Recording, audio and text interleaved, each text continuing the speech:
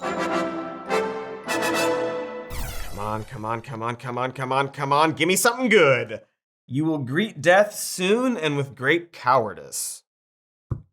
6 in a row. How'd they fit it all on that little die? These are so cool. Hey everybody, welcome back. Or just welcome. In which case, like and subscribe. Are you enjoying that economy? You know, because Donald Trump is back in office. Did you hear about that? He is wheeling and dealing and burning and churning and burning and burning and burning and burning. So naturally, our economy is doing really great now. Let's see. The number of people filing for first-time unemployment benefits rose significantly for the week ending February 22nd. It is not your imagination. A new report out today shows you are paying more for goods and services than you were a year ago. The economy and to a troubling new forecast when it comes to the price of eggs. On the CBS Money Watch, the stock market closed out the week with the worst day of the year so far. Oh, oops. Seems like the economy is worse now. Weird. It's almost like mass federal firings led by a dim Nazi sympathizer combined with a nonsensical trade war against your allies might actually be bad for the economy. And junk. And stuff. And junky stuff. And not stuffy junk. But also, hold on. We pride ourselves on being fair and balanced here. Can we do a quick call and response? When I say fair, you say balanced. Are you ready? Fair. Somebody help me, I'm trapped in the wall. And balanced. Nice work, everybody. And so, to be F and B, it hasn't been that long since Trump took office. So who knows? Maybe he'll turn it around. I mean, no, but maybe, but no, probably not. But what's notable is that none of what Trump is doing is a surprise. He said he was going to do this very clearly foolish and, dare I say, bad stuff when he ran for president sequel. And yet people still elected him. And now a lot of those same people are disappointed. They ordered a razor sandwich and are now like, why is this sandwich cutting my mouth? And of course, the guy serving the razor sandwich is now like, yeah, now that you mention it, this is gonna cut your mouth. Because Trump is now flat out saying there's going to be a recession. And so I guess we have to ask a very simple question in the form of an exciting, wallet-numbing adventure called...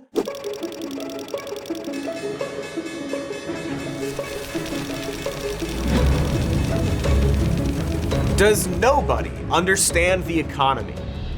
Please stay with us, folks. We will try to make this a fun subject. See? Nothing? No wacky characters? Some more fun props? Okay, what about some special effects? No? Fine. I don't even care. See? So right away, it's going to be very easy to hand-wave Trump voters as stupid babies who just didn't understand the economy and are blindly following their cruel, foolish king. But I'll say at the top that this isn't just the case. And we'll get to the really valid reason why the Democrats super blew it when it comes to their messaging on the economy. But on paper, not this paper obviously, but on paper, it sure seems like the last election was decided by vibes and not facts. You know, feelings. Do you have feelings? I do. Well, once, I think.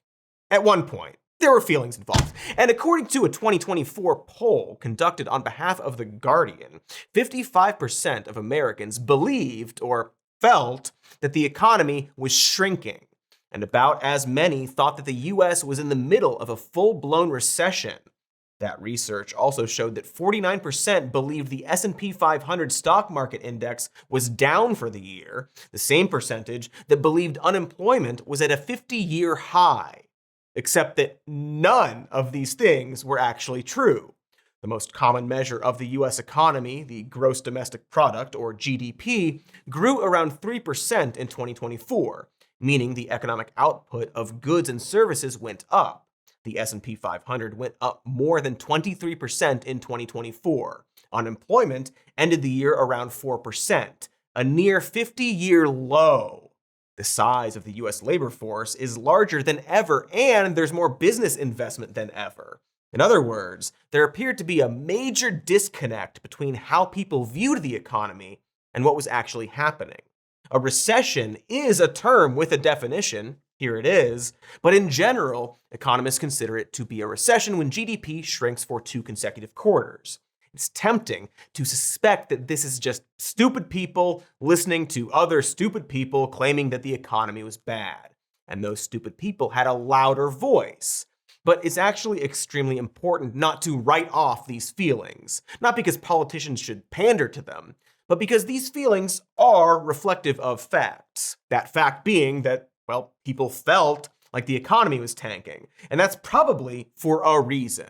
And it's not reassuring to claim that everything is good, actually. If everyone on the bus was terrified and convinced the driver was on mescaline, it's actually worse to learn that they're sober, right? That means things are working like they should and are still bad. So for example, inflation. Even as the rate of inflation began to drop back down in 2023, a Federal Reserve survey found that it was still Americans' #1 economic concern. About 2/3 of people in that same survey said these price changes were making their financial situation worse. And yeah, that makes sense. Between 2019 and 2023, food prices rose 25%. In 2022 alone, they rose faster than they had in any single year since 1979. And that's why, when the Democrats boast that the rate of inflation is going down, that's kind of meaningless to the average American. The rate of inflation is simply how much prices are going up. So when the rate goes down, that just means that prices aren't going up as much, but those prices are still high. So yeah, sure, good news. The rate of inflation has fallen from a 40-year high of 9.1% in June of 2022 to roughly 2.8% now. But also, who cares? If I said the rate of piss I put in my soup is decreasing, you still probably wouldn't want to eat my soup unless you're a pervert for that stuff. We are taking a hard stance against minestrone on this show. I don't know why, but take note. Minestrone's gonna catch so many strays in this episode. Or just the one, I haven't decided yet. We'll see.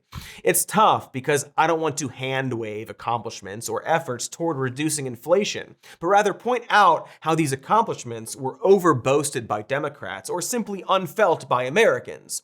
Prices weren't climbing like they were before, but they're still around 23% higher than they were before COVID. You'd need about $1,225 to buy what $1,000 would have gotten you in the months leading up to the pandemic. So what people actually want to see is deflation, which would mean prices are actually falling. And in fairness, that has happened for some things like gas, appliances, furniture, used cars, and other stuff that spiked in demand during the pandemic. But even those things aren't pre-pandemic cheaper. To put it super lightly, COVID really messed us up, and it's hard for people to fully grasp that. And when your reference point, or reference price, as Nobel Prize-winning economist Richard Thaler called it, is stuck in 2019, it's hard to accept the cost of living in 2025. It often feels like every victory is offset by a loss. Like income has gone up, that's true, but then so has rent. 1 step forward, 3 steps back. And for a specific generation, it just feels like nothing ever gets better, at best. At worst, it got worse, because it did. The 2010s saw long periods of low inflation. If you were a child then, it didn't matter. If you were a young adult, you were probably too broke and high on nitrous to care. But then the moment you started getting a better job, getting money, stopped doing nitrous, except weekends, etc., the pandemic screwed it up. And if you were prosperous before this time, the pandemic also screwed it up. Boy, I'm starting to think that the pandemic was bad. I don't want to come down hard either way, but I am leaning that way. And this is what a lot of politicians, specifically Democrats, don't understand.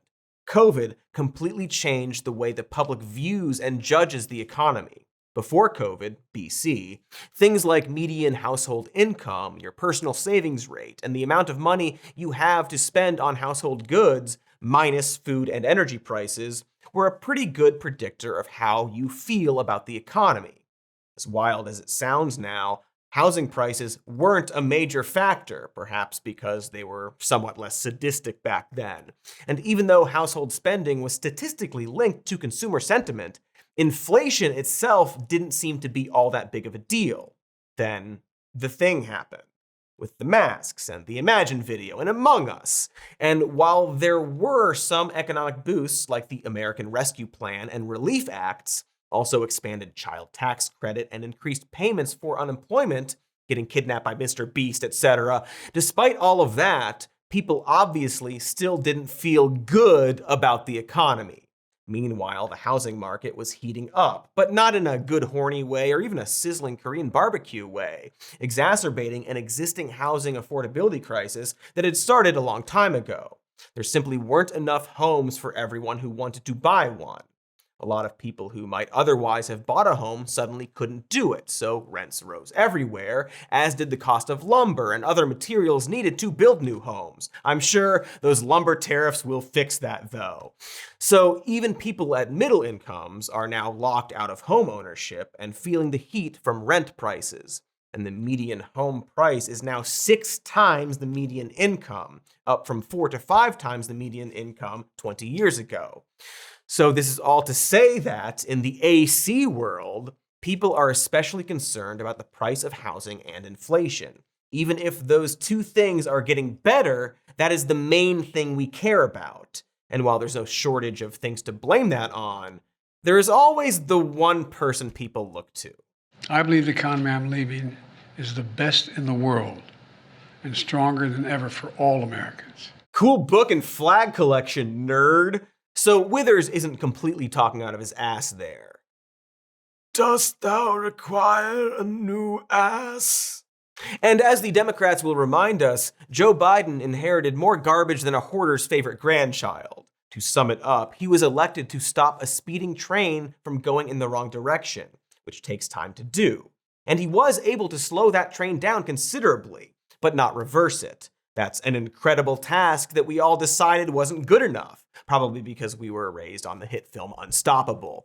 So before we point out the follies of their efforts, let's first recognize what Biden did do for us. Let's start with the American Rescue Plan Act, or the COVID stimulus bill. Some of you might have gotten a $1,400 check in the mail, or if you're a parent, you might have benefited from a more generous child tax credit. Naturally, conservative think tankers predicted the American Rescue Plan would usher in a giant recession and a period of stagflation, where economic growth is low and inflation and unemployment are high. An inflation kraken, they called it, which is probably an entire genre of furry porn that I'm not going to Google, but only because it's just going to show me the AI stuff. You know, I want to see that real human-made kraken puss. You know what I'm saying? Do you? Please know what I'm saying. But that hot and dangerous inflation kraken never arrived. The GOP was wrong. Meanwhile, some of the biggest beneficiaries of Biden's COVID stimulus package were workers who suddenly had enough money to feel comfortable quitting low-wage jobs and shooting their shot at better pay, or taking up a new trade, or starting just the worst Devo cover band. And many of those who didn't quit were emboldened to organize unions, particularly black workers. In May 2023, job satisfaction reached an all-time high. What's more, that extra cash also lifted people out of poverty. By mid-2021, the number of people living in poverty dropped by 45% compared to 2018, and the number of children in poverty declined by 61%. Personally, I'm a big fan of children not being poor, because it's easier to trick them into giving you money. As the New York Times reported in July 2021, give me money! As the New York Times reported in July 2021, the US had never cut poverty so much in such a short period of time, and did so despite the fact that there were 7 million fewer jobs than before the pandemic. Then there were major policy victories and large-scale investments in manufacturing. The CHIPS and Science Act incentivized semiconductor manufacturing, while some portions of the Inflation Reduction Act launched clean energy projects that were credited with creating more than 400,000 jobs. Jobs like, turbine greaser and solar panel shaman. I don't know how it works. So going back to that train, Joe had slowed the damn thing down and actually did begin to shove it back toward the right direction. A lot of what we're mentioning here are efforts that would continue to have long-term benefits, and it's important to see those through and keep those effective policies in place. But instead, we did another thing. A portion of the country decided to hand the train back to the guy who wants to steer it in the opposite direction. Biden tried to make it better, and then everyone complained when he didn't make it better enough and gave it back to the dumb guy, who promised to fuck it up even more this time. And so, is everyone dumb? As we keep saying, the answer is no. I mean, sort of, but also no. People are busy. They have kids to post on TikTok for virals. That's the phrase, right? They probably want to check out that Jeff Bridges album, do some drugs, gotta see that new Rami Malek film where he's like the Saw puppet version of James Bond. And the economy is boring and hard, like Jon Hamm's dick. It needs to be made digestible to us, like Jon Hamm's dick. I don't even think this video is completely cutting it. I mean, I tried to mention a bunch of hunks and dicks just now, but I bet your eyes are still glazing over. But it's not just that the Democrats are bad at messaging. Make no mistake, I'm not saying that the Dems did great at the economy and are simply bad at showing their work. It is more complicated than that. Because here's a thought. Even if the pandemic didn't happen, even if Trump wasn't elected twice, what if the economy still kind of sucks? We're going to get into that after a brief bump to our economy. Ads. Talking about the ads. The dictionary defines news as a series of words that tend to have the letter X in them a lot. Sometimes the frequency with which the letter X appears increases exponentially. And the tool I use to keep track of all the X's is Ground News, which you can visit via the QR code on the screen. Ground News is a website and an app we sought out to sponsor us, which gathers news from around the world so you can compare coverage and get to the truth. Like this news about how Elon Musk's company XAI acquired Elon Musk's company X in a deal which values X at $33 billion. It's great that the owner of a thing gets to decide how much that thing is worth, I guess. And on Ground News, you can see that sources it identifies as left-leaning and high factuality point out that Elon's X was purchased by another company that Elon owns, whereas some other sources do not do that, opting instead to call it a blockbuster deal.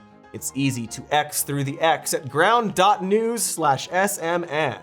With that link, you can get 40% off unlimited access, a factuality chart, and see which outlets were on top of the news first. That's ground.news/SMN to get 40% off unlimited access for yourself or someone you know. The X is in the X. I'm so sorry. The link is in the description. Not everything is X. Yet. Hey everyone. Oh boy, I am just stuffed to the gills with excitement to tell you about the one app every small business owner needs. It's called Found. You'll wish you'd heard about Found when you first started your business. Replacing accidentally killed goldfish with identical goldfish to fool children. It's brilliant, right? But trust me, it's never too late to make managing your finances a whole lot easier. Found is a business banking platform that lets you effortlessly track expenses, manage invoices, and prepare for taxes. You can even set aside money for different business goals and control spending with different virtual cards. Let's say you want to have one allocation for buying the goldfish themselves in bulk and another for the people you hire to analyze the goldfish features and settle on the closest possible match. Well, Found consolidates your financial fishbowl for you and frees up your time so you can focus on growing your goldfish replication business, which is definitely the business you started. Don't lie to me. You can't lie to me. You're not even in the same room, so don't try. Oh, and by the way, other small businesses are loving Found too. This Found user said, Found is going to save me so much headache. It makes everything so much easier. Expenses, income, profits, taxes, invoices even! Exclamation point. And Found has 30,000 five-star reviews just like this. So open a Found account for free at found.com/more news. Found is a financial technology company, not a bank. Banking services are provided by Piermont Bank, member FDIC. Do not put this one off. Join thousands of small business owners who have streamlined their finances with Found. And we are back. And look, all of you writing in and saying that Jon Hamm's dick isn't boring, it's boring, folks. The minestrone of dicks. That doesn't mean it's bad, or we can agree to disagree. Also, it's weird you're writing in already. I mean, how did we even get those letters already? The post office is amazing. I hope there isn't an entire political party in charge who wants to gut and then privatize it. Anyway, before the break, we were talking about Joe Biden's economic accomplishments, which were accomplishments that nobody seemed to really care about when it came time to do an election. It's not a mystery why, because most everything the Democrats were boasting were efforts to mitigate a problem rather than reverse it. On top of that, Biden made promises he simply couldn't keep. He campaigned on things like universal preschool, higher pay for childcare workers, and a permanent boost to the child tax credit, all of which were part of the Inflation Reduction Act. But when former West Virginia Senator Joe Manchin, the COVID of humans, complained that the bill was too big, those things got cut. Again, as I keep saying, no one felt good about the economy. So perhaps it wasn't a good message for Kamala Harris to insist that she wouldn't do anything different than Biden to change that. And even after losing, the message from the Democrats continued to be no. It's the voters who are wrong. And yeah, they're wrong. But why? What is happening here? What is happening there? There is a disconnect. And to identify it, I want to show you some more of that super exciting Biden clip from before. We've created jobs every single month I was in office. During my presidency, we saw the lowest average unemployment rate of any administration in the last 50 years. And battling through the worldwide effects of the pandemic, Putin's war in Ukraine, and supply chain disruption, inflation rate is down to nearly 2%. These are simple, well-established economic benchmarks that measure the strength of any economy. Simple, well-established economic benchmarks, he says. According to the metrics they are used to, the economy was doing well, except it wasn't, not in a way that people felt the results of. And it seems like no one is asking the obvious question here: what if those metrics are wrong? In that, what if relying just on these specific metrics is a bit silly? We keep using the same set of numbers for decades to measure the economy: GDP, the stock market, consumer price index, unemployment. But we haven't stopped to assess if there are more accurate metrics we could be using. Take GDP, please take GDP, which you might think of as the total sum of everything our economy produces. GDP became one of the key figures for US economic welfare following the Great Depression and World War II, after economist Simon Kuznets came up with the idea to try to capture all economic progress by individuals, companies, and the government in one number. The World Bank and International Monetary Fund were established, and they adopted GDP as their way of measuring a country's economy in 1944. And we've just kind of accepted it ever since. But plenty of economists, journalists, and academics over the years have pointed out that for being the basis for so many important decisions, GDP misses a lot of stuff that's really important to a country's long-term development. Its formula is literally taking consumption, investment, government spending, and net exports and adding them all together.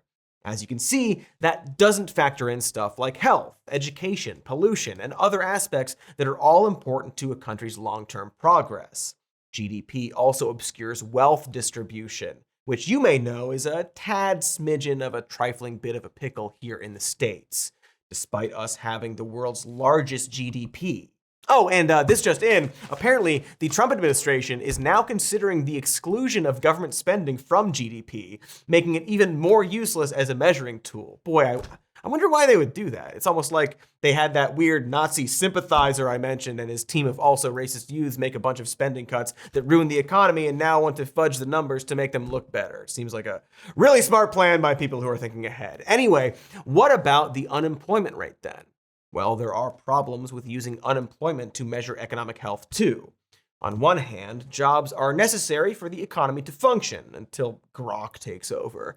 But currently, the fact that our economy requires employment to function makes it a reasonable indicator of economic activity and production. Or does it? I mean, just to point this one obvious thing out, but do you feel economically happy just because you're employed? It helps, sure, but what of the quality and pay of that job? What if the job sucks? What if they keep trying to make you eat raw eggs and then pay for the eggs? You know how expensive eggs are now, and also maybe unsafe? I don't know, I don't want to eat the eggs anymore, but make me. On top of that, people usually don't lose their jobs right away when an economic downturn hits. Instead, unemployment only rises when it goes on for so long that businesses can no longer afford to keep their employees around.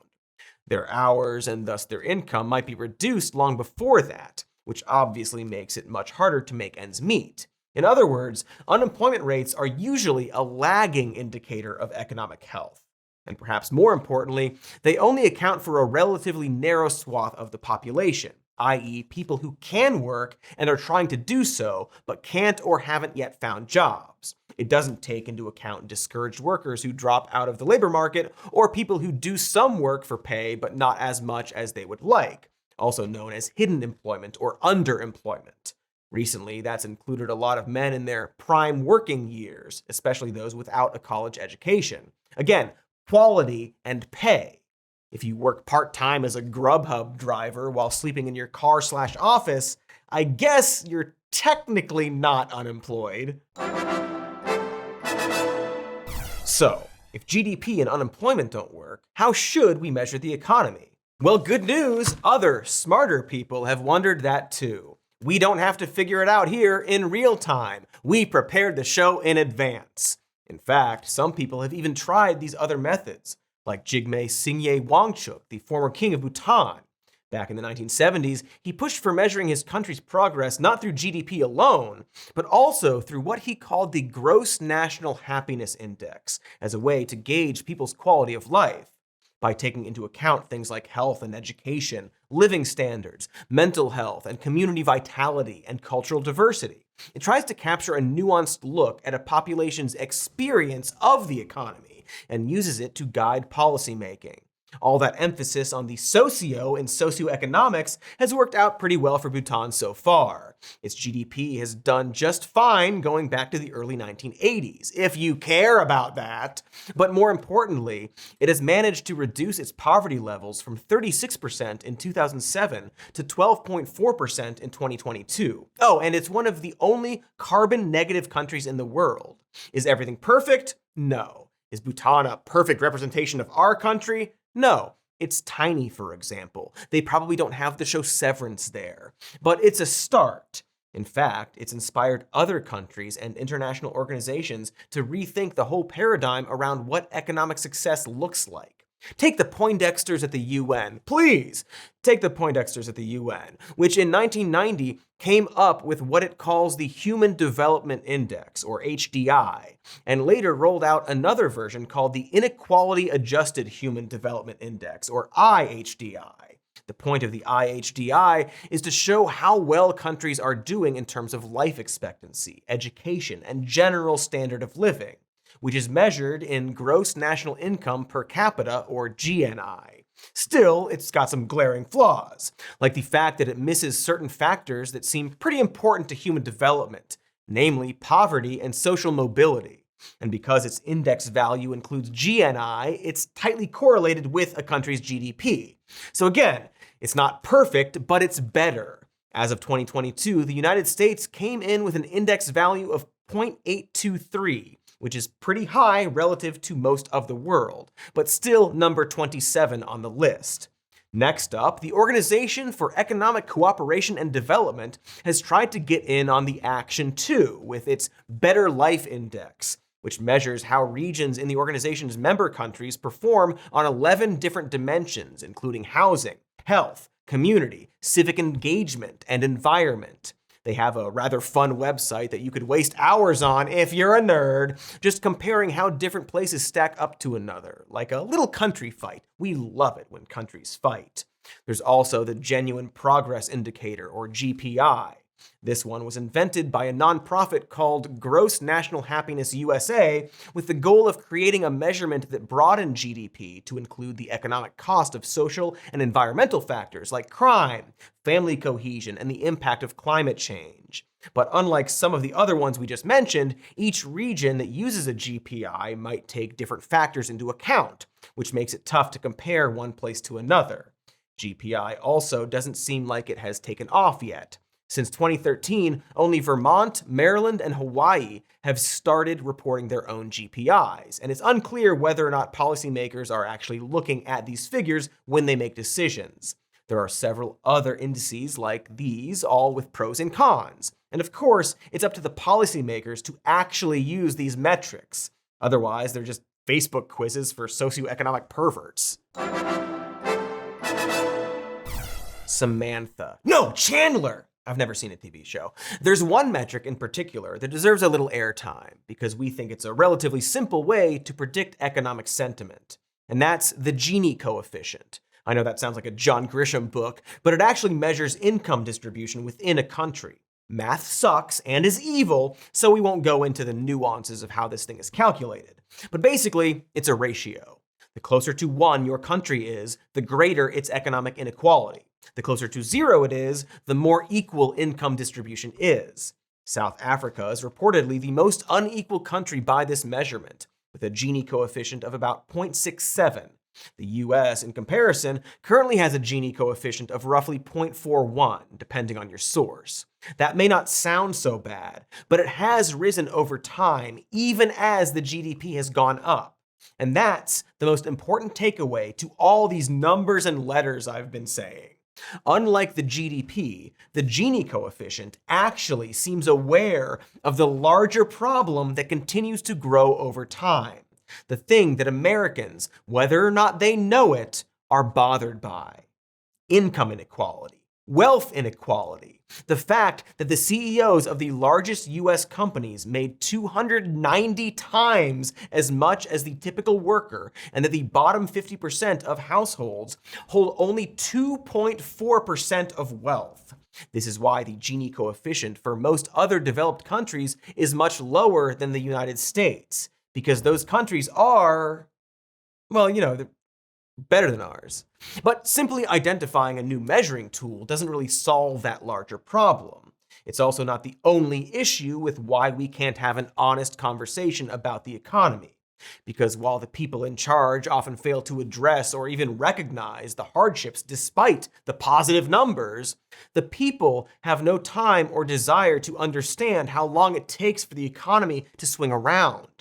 And we often just blame whoever we want for that, because we like our little teams, folks. So for example, that's why Republicans will go off on egg prices pre-election and get super quiet about it post-election. But it goes both ways. In 2016, before Trump was elected, Democrats were happier with the economy than Republicans.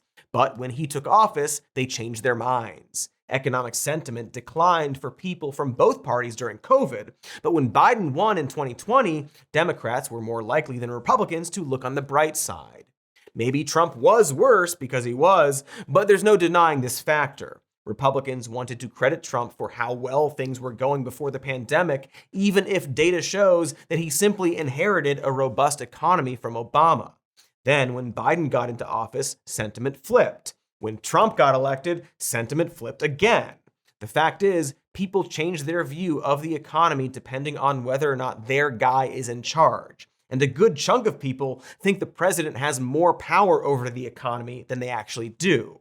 What's especially funny this time, however, is that Trump went hard and wild on the economy almost immediately.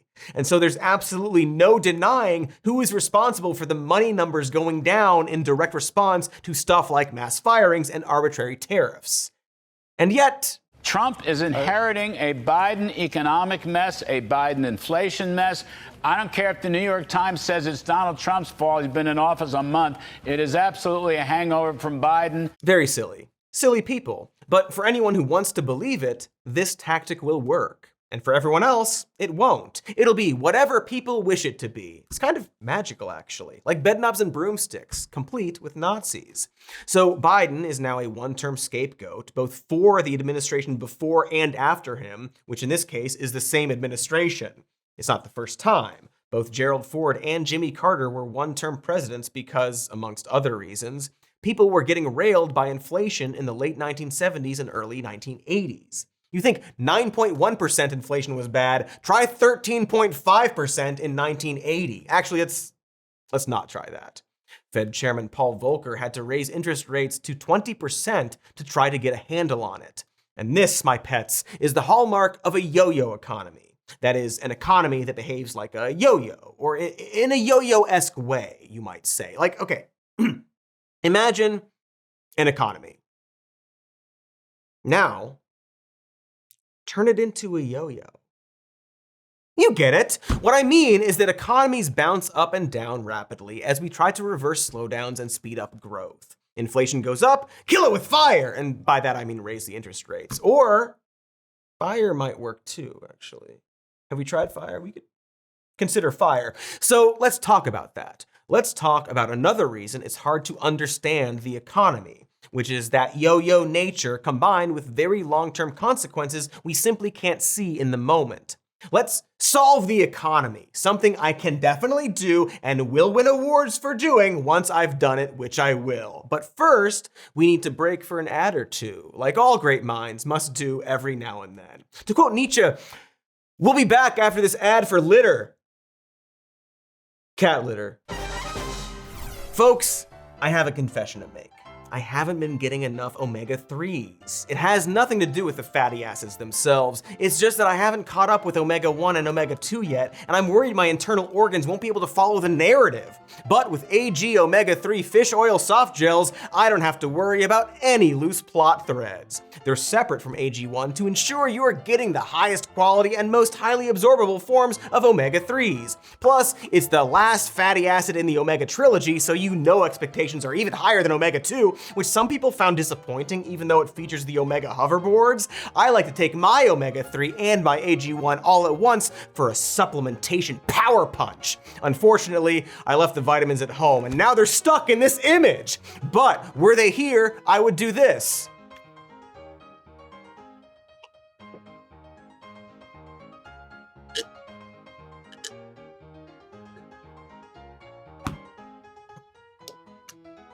Great Scott! From the movie. It tastes great, especially when you drink it normally. I drink it like a fool for your entertainment. You're welcome. If you haven't tried AG1 yet, they're bundling it with their omega-3s for free. So it couldn't be a better time to start. It's something I've actually been able to stay consistent with, and that's why I've been partnering with AG1 since 1985. No, 1885! So subscribe today to get a 1-month supply of AG omega-3 with your first AG1 order. You'll also get their welcome kit with everything you need to get started on your AG1 journey.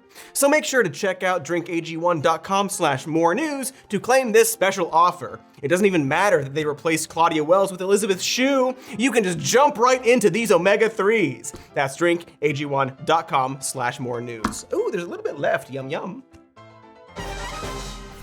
If you only know 2 things about me, it is that I am a karaoke obsessive, and I take my karaoke preparation very seriously. That's right. I often have reams of sheet music just scattered around my home just so I can put the finishing touches on Don't Stop Believin' or Take On Me. They both crush, by the way, which is why it is important to me to be able to safely monitor my home so that Karaoke Carl, the top singer in Calexico County, can't spy on my methods. And that, my friends, is where SimpliSafe comes in. Traditional security systems only take action after someone has already broken in, but SimpliSafe's Active Guard outdoor protection will spot any karaoke predators before they're able to find out that I'm going to do the full champagne supernova and singing the entire guitar solo. I know, pretty cool, right? They have no long-term contracts or cancellation fees, and monitoring plans start at around $1 a day. Why, that's barely more than a track on iTunes 20 years ago. And now you can get 50% off a new SimpliSafe system with professional monitoring and your first month free at simplisafe.com/more news. That is simplisafe.com/more news. Repeat the chorus one more time with feeling, folks. SimpliSafe. Mando.com/more news. There's no safe like Simply Safe. Mr. Jones and me. Friends, in the winter, it's easy to hibernate, stay bundled up, hide under the bed if it's even a little windy. But in spring, I'm out and about, baby! Going to the beer garden, checking out art exhibits, only hiding under the bed if that wind really gets rustling. Which is why I love Mando Whole Body Deodorant. Because unlike some other deos I've tried, I shorten deodorant to deo. Don't make a big deal out of it. I know I'm like drawing attention to it right now, but don't make a big deal out of it. It's deo. It lasts as long as I do, and if it's starting to get a little stuffy in my safe cave under the bed, Mando keeps me feeling fresh, loose, and renewed. And it comes in many powerful scents like bourbon leather, clover woods, Mount Fuji, or Pro Sport, none of which make me feel emasculated if it's like max 10 mph outside and I'm curled up under the bed like Howie Mandel in Little Monsters. What a reference.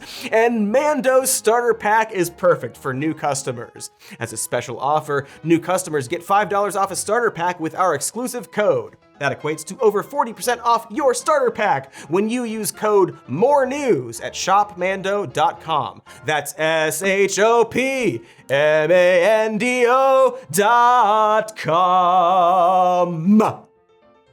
Please support our show and tell them we sent you, and for pity's sake, cross your fingers for a still April morn.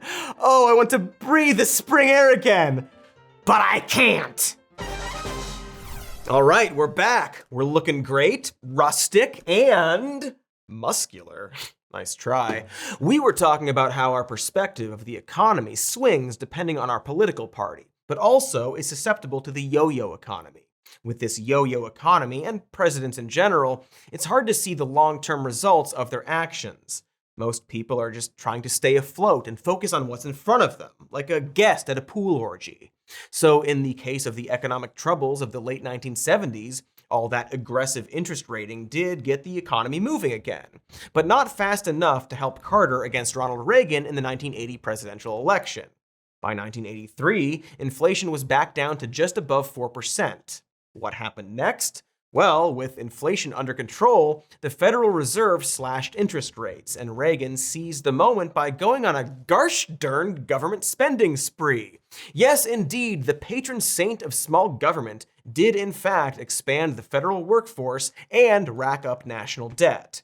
And the economy grew prolifically for the next 8 years as a result.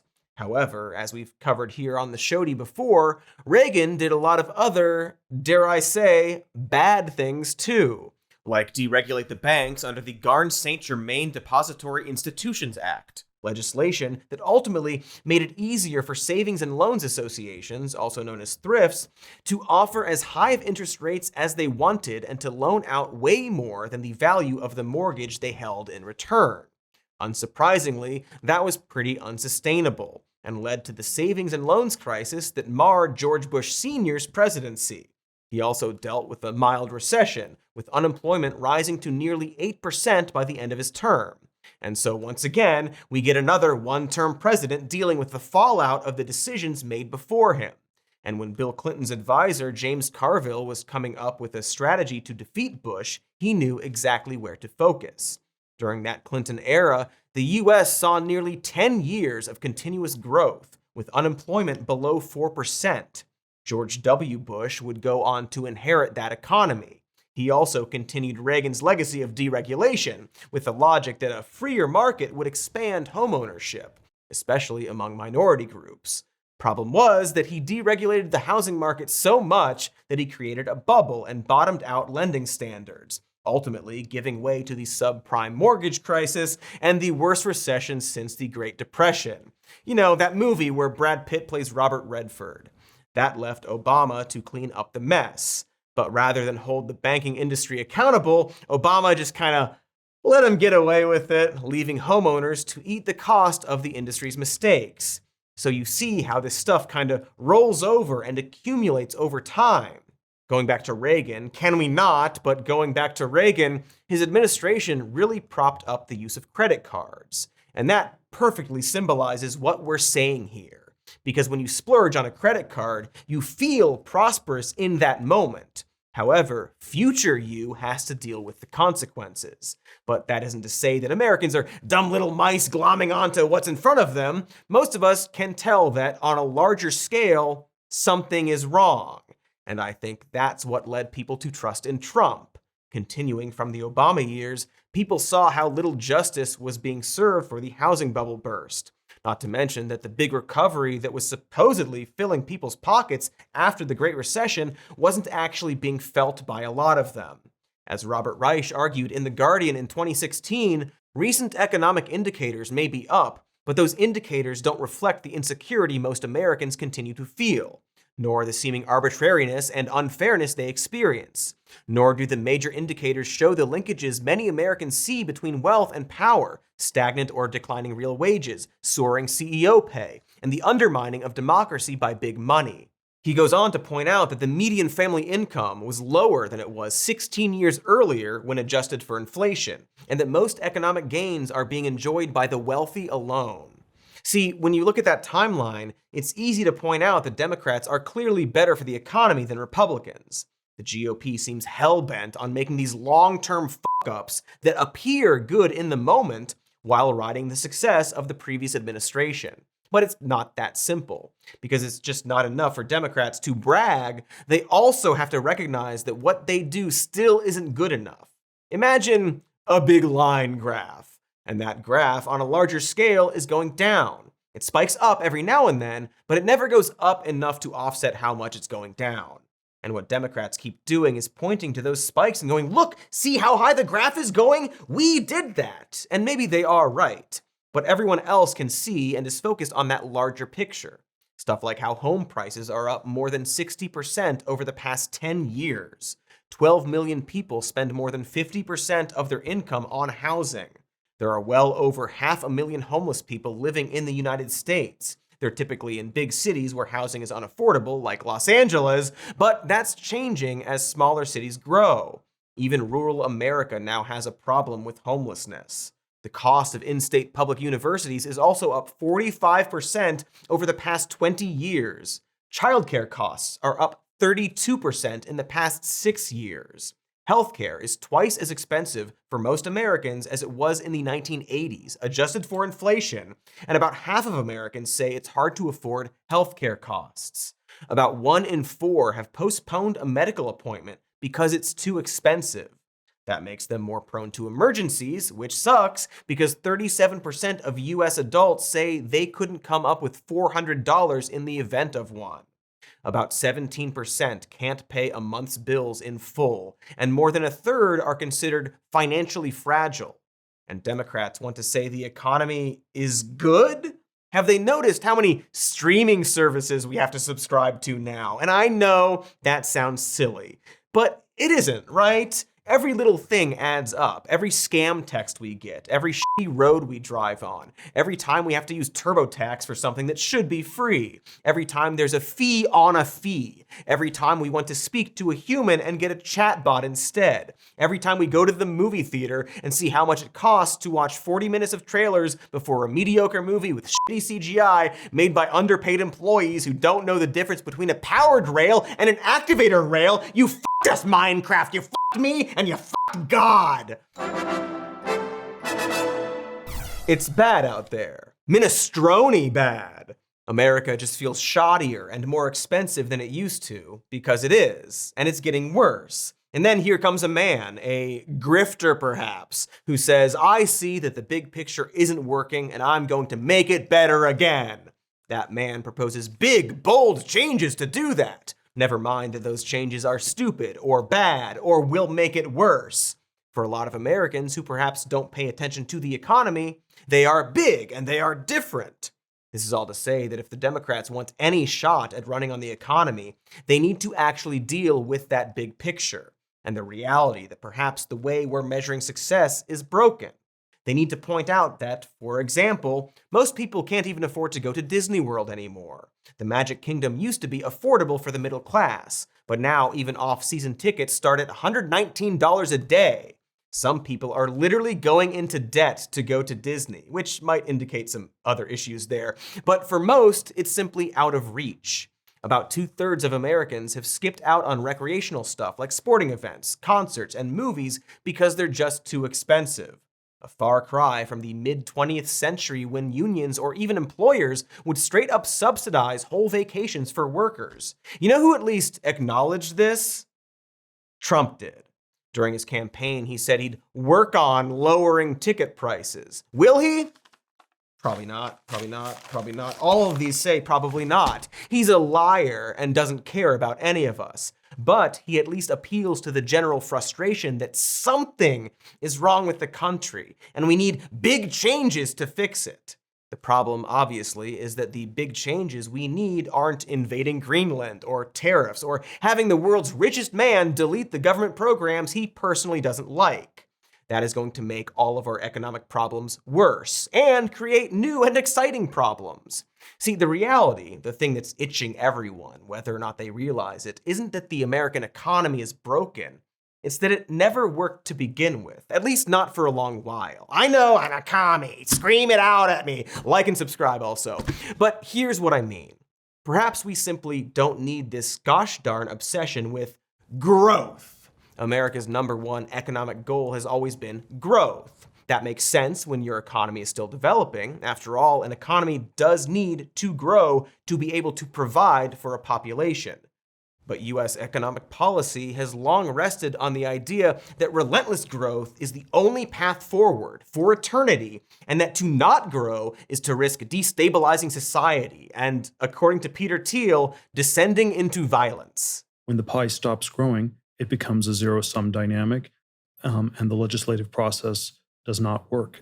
We had sort of a very bad experiment in the 1930s where the growth stopped, at least sort of in the economic sense, and the systems became fascist or communist. It doesn't actually work. And so I suspect that if we're in for a period of long growth, I don't think our kind of government can work. I think there is a prospect of all sorts of forms of violence, more violence by the state against its citizens. There may be more zero-sum wars globally. Very funny and fitting for one of the richest men in the world to say that we need economic growth or else. Yeah, Peter, I'm sure that is a concern for you. How's that vice president you purchased going? Not great? Seems like a lemon. And yeah, he's wrong. See, the issue with this argument is that it obscures the bigger picture. Slow economic growth can also be a long-term consequence of unsustainable economic growth that leads to the accumulation of wealth in the hands of a few and the degradation of living conditions for everyone else, which kind of sounds like the system we have right now. And development and growth aren't the same thing, which is the point of all those new metrics that are trying to capture a more holistic view of how the economy affects people. There's a tipping point where the costs of growth begin to outweigh the benefits. Destroying the environment and devaluing labor to improve profit margins become more common and acceptable, to the detriment of all of us. And that's the frustration that everyone except the billionaire class is feeling. The slow, steady decay of a world built around growth as its ultimate end. Like, just ask yourself what the fundamental point of growth is. The point of making money is to use that money, right? On stuff to make your life better. We grow physically and, in theory, financially as humans. And at some point, we have a family and pets and nurture other things with that growth. Other goals besides growth. Taking care of ourselves, sleeping better, staying off that one Minecraft forum. So too should a country, once it's hit a certain point, stop and focus on taking care of its own people instead of trying to make as much money as humanly possible, which can still include building and developing, just not with the only incentive being massive profits for the very few. And what we're seeing right now is a country that refuses to do that is so focused on endless growth that it's forgotten the point of growth in the first place, and is now chopping off its own limbs to try and save as much money as it can so it can keep growing more and more. But to what end? What's the goal of cutting Social Security to save money? What's that money for if not for Social Security? What else are we saving it for? This is like not buying groceries to pad our savings account. we're just gonna starve. It's so obviously stupid and perhaps dishonest when you just stand back and look. And it's just so sad that some people see the result of this bloated corporate world and think the solution is to put even more rich corporate people in charge to fix the thing they caused and want. But what do I know? I'm not an economist. I'm barely sober. I was up all night doing whippets with my buddy Sea Dog, who seems to be missing, actually. Where is Sea Dog? You will greet death, blah, blah, blah. Witchcraft! I'm gonna burn this thing. Drown it in minestrone.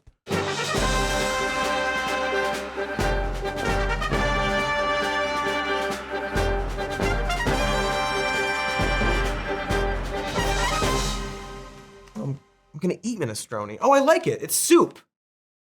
It's soup? Hey everybody, thanks for watching. Make sure to greet death with... Make sure to like and subscribe, and be sure to check out our patreon.com/somemore-news. We've also got a podcast called Even More News. You can listen to it at the podcast store, or watch it and listen to it at the YouTube store. You can also listen to this show as a podcast if you prefer that, but then you wouldn't get to see all this. We've also got a merch store with stuff on it. I believe I've got a sample here, and it's got a little guy warm boat. Look at that, a shirt you can get and wear. I'm not wearing it unless we use movie magic. Nope, I'm not wearing it. But also, we've got warm boats over there. Never mind. Thanks for watching. Check out our merch, and love you. Talking to the 8-ball, not you. But I do. Pluto TV has all the shows and movies you love streaming for free. That means laughter is free with gut-busting comedies like The Neighborhood, Boomerang, and Ferris Bueller's Day Off. Bueller. Mystery is free with countless cases to crack from Criminal Minds, Tracker, and Matlock. I'm a lawyer, like the old TV show. And thrills are free with heart-pumping hits like The Walking Dead and Pulp Fiction. Correctamundo. Feel the free Pluto TV. Stream now, pay never.